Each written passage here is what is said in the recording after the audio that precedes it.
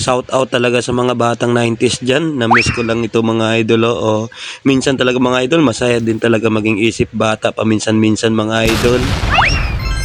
Pagpasok talaga ng bagong taon mga idol, nako, maulan araw-araw, kaya malamig talaga. Kaya ito, magpapainit na naman tayo mga idol gamit itong manok na 45 days mga idol. Gisa-gisahin lang muna natin yan sa luya, bawang at sibuyas mga idol. Kasi nga magluluto tayo ng tinulang manok mga idol.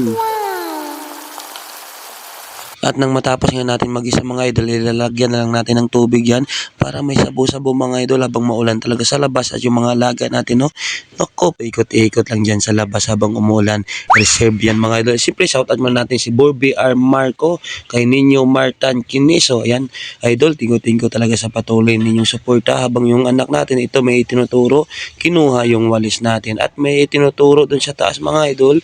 At pagtingin ko nga, ayun, yung eroplanong papel niya, ayun, sumangit sa taas kasi nga nag-trip kami, walang namang ginagawa ito, ginawa natin siya ng eroplanong papel para may laruan siya mga idol kasi nga nakakasawa naman yung lagi na lang siyang TV, mga laruan, no? Ito patipid lang mga idol at nilagay ko itong papaya para lumambot na, muling tinakpan at nagbanding-banding muna kami magpamilya mga idol gamit itong mga papel na laruan. Nag-i-enjoy din talaga, kaya nga sarap talaga balikan yung mga dati-dati mga idol kasi kami dati ganito lang yung laruan namin, no? Ayan, eroplanong papel, kaya ito yun din yung pinapakita din natin sa anak natin. Wag lang puro cellphone, wag lang yung mga modernong laruan mga idol.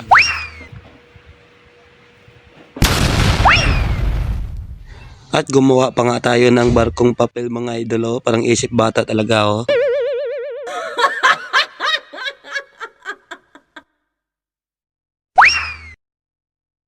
At muling binalikan yung niluluto natin mga idol at kumukulo nga.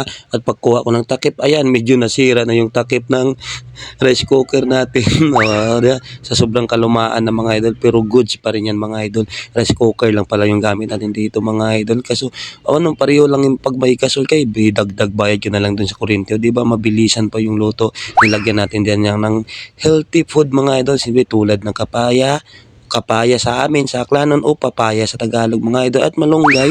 At pagdating na ng alas 12, pinagsalo-saluhan na naming magpamilya mga idol. Kaya tayo mga idol, lunch na tayo mga idol. Kayo dyan, wag na wag din kayo magpagutom. At siyempre, ingat-ingat kayo dyan kasi nga simula nung January 1 hanggang ngayon, masama talaga yung panahon at maraming stranded na mga pasahero ngayon mga idol.